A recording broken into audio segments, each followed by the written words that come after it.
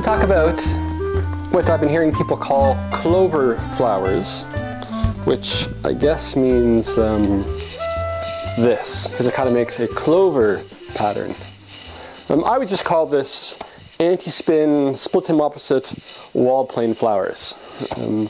You can do them inside the arms or one poi in front of the arms. And there's a bunch of variations. So let's build it up from some poi fu and go from there. The poi fu for all of this is being able to do very nice, comfortable, ergonomically helpful for your body split-time opposites with the arms. So the things people tend to do wrong or in a troublesome fashion, one is this, where as I turn, one of my shoulders obviously is going to get over, my left shoulder is going to be over on this side much sooner than my right shoulder. And if I let the arm stay with the shoulder, I'll never have any, I'm always going to have a big angle. And that's going to have a strong effect on the geometry of the move. So it'll never look like a true clover because the arms are never moving together. So in your poi fu, you want to get used to moving the arms so that one hand is above the other. It's not a rule, it's just something you want to be able to do. Right, so this is inwards. If I switch directions, it's outwards. And in either case, there's always a vertical line between my hands. So I could always drop something from the top hand and it would land in the bottom hand at any point in time. So that distance gets bigger and the apex of the distance is in the middle, then it reduces. And that creates your circle, whichever way you're going. The other thing is collapsing. This can also be troublesome for various reasons, including the fact that collapsed joints can take less stress than kind of arched joints. So you always want to think like you filled up your body and arms with a little bit of air. So as you're moving, it's kind of like this, what I call like a Tai Chi position. So here I've got a spiral running up, starting in one hand, running down through my body to the other hand. See what I mean by a spiral? That spiral, any kind of arch, has a lot more strength to it than if I were to do this, right? And I've collapsed my shoulder.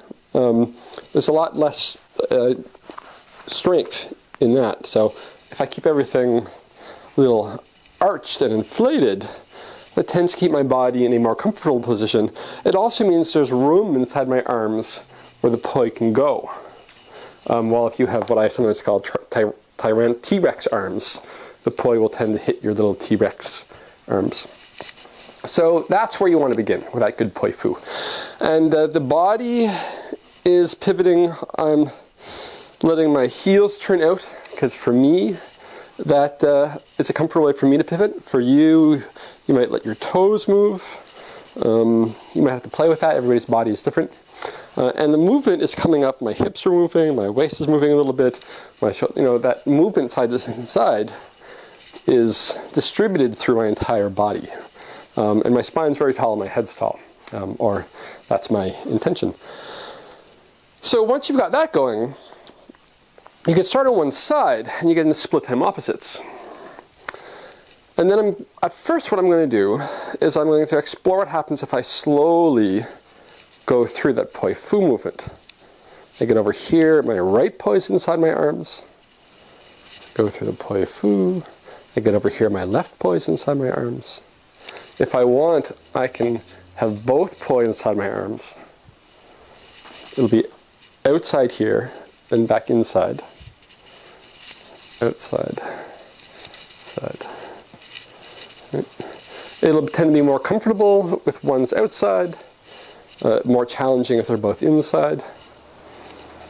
And notice that the way the poi are going, the way my arms are circling, this is all in spin. I can also go the other way, and that's anti-spin. And what I start to look for is the relationship between my hands and the poi, and see, especially in the middle, if one hand's right above the other one, I've got the poi almost kissing in the middle, and there's the top circle is directly above the bottom circle.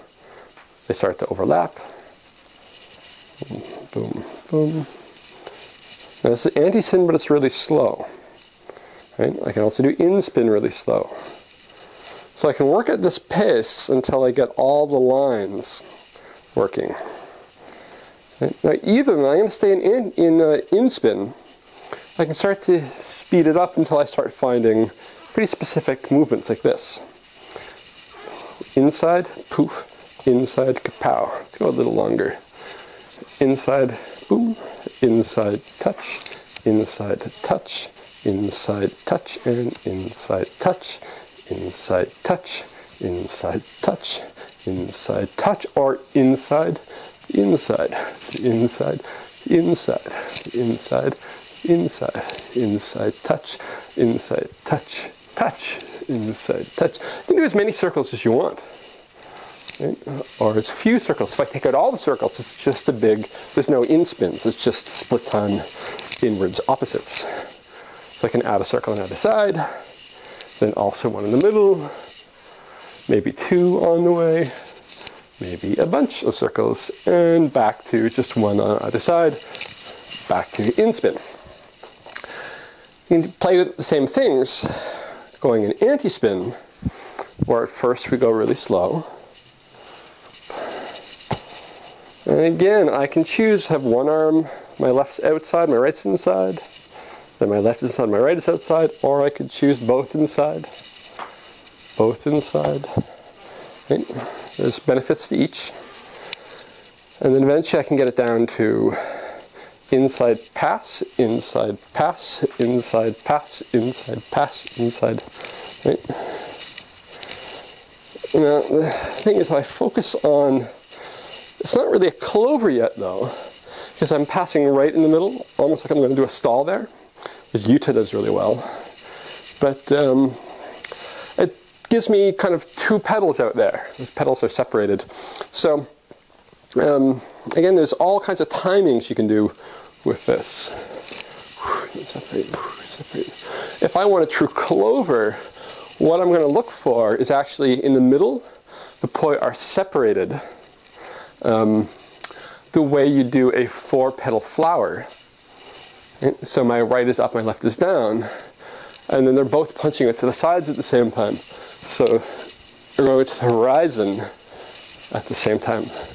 Oops. Vertical horizon, vertical horizon, vertical horizon, vertical horizon. And that's when I have my clover pattern. Because all it is each arm is doing either is moving inwards or outwards, doing a 4-petal flower, which makes a kind of 4-leaf clover. And the poi are in split time opposites, so one's doing the up clover leaf while the other's doing the down clover leaf.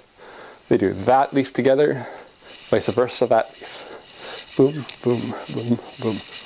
Boom, boom, boom, boom, boom, boom, boom, boom, boom, boom, boom. Now, the thing is, you can also do a bunch, as long as you're in split time opposites, you can start looking for all kinds of different patterns of passing a poi in front or behind in the open or closed position.